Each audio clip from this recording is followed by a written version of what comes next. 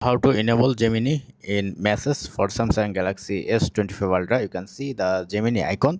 So how to enable it? First of all, go to setting, go to message setting. Then you can see the Gemini in Message.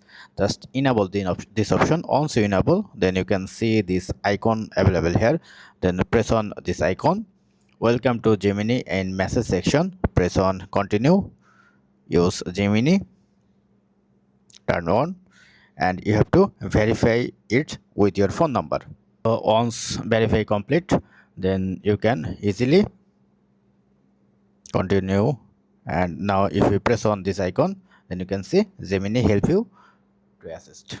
So that's it. Thank you. Don't forget to thumbs up and do subscribe. Have a good day.